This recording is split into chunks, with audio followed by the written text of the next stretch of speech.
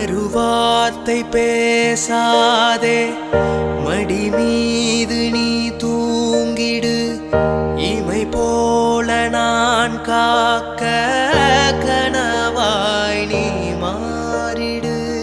மயில் தோகை போலே விரல் உன்னை வருடும். மனப்பாடமாய் உரையாடல் நிகழும். விழி